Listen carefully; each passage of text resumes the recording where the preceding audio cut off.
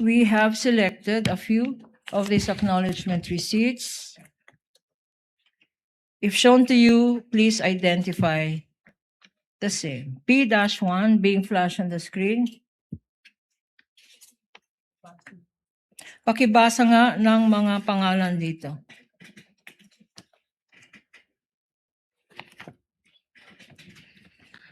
Acknowledgement receipt. This is to acknowledge receipt of the amount of 130,000 pesos for the purchase of information received by name Beverly Claire Pampano, date September 9, 2023. This is P-1-8-2051 in the name of Pampano. P-1-8-2107. Quezon naman ito. Quezon. Please read. Acknowledgement. Cheese. In English, cheese. Matthew N. Queso. 7-15-23. Magkano to, Madam Witness?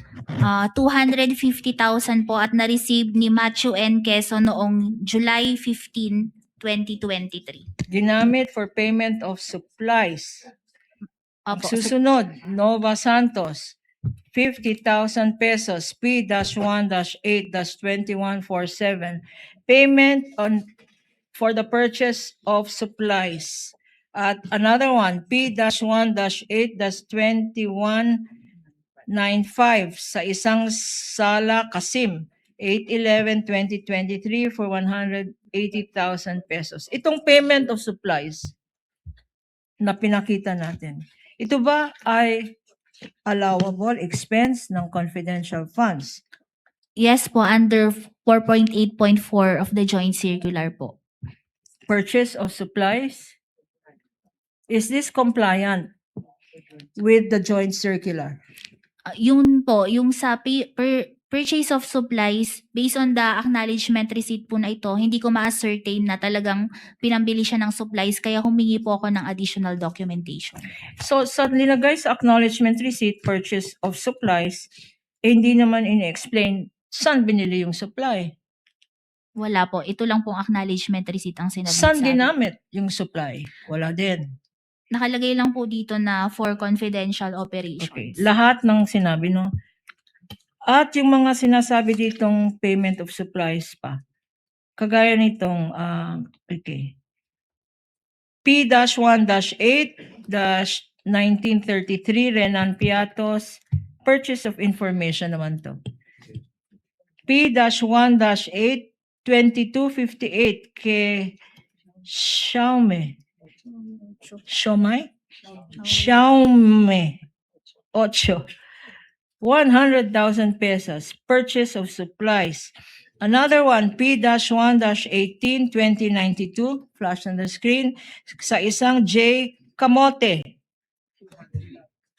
200,000, payment of purchase of supplies. 8/11/2023. At itong mangga, gumawa ata ng fruit salad ito. May kamote, may mangga, may keso. P-1-8-2262, Miggy Mango. For 50,000 pesos. Ano ang masasabi mo dito, Madam Witness?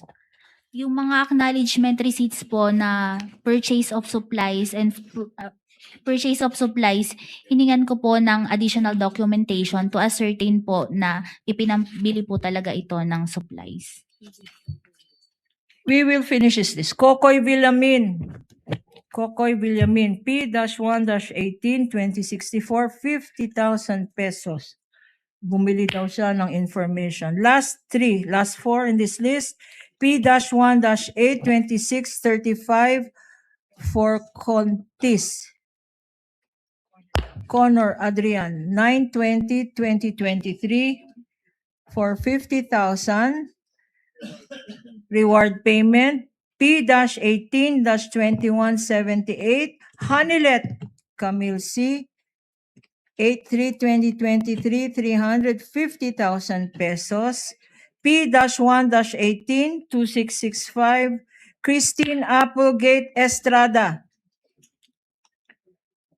50,000 pesos. for reward payment. And last but not the least, P-1-18-2010, isang Denise Tanya Escudero.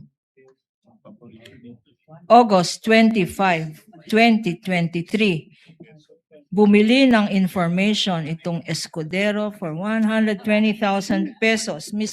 Madam Witness, may Queso, may Escudero, may Hanilet, may Estrada. Anong observation mo dito sa mga selected ARs na pinakita sa iyo? Yung sa mga payment of rewards po, hindi po siya supported ng documents evidencing success. And yun sa purchase of supplies po, hiningan ko po ng additional documentation to ascertain na binayad po talaga ito para sa supplies na ginamit sa confidential operations.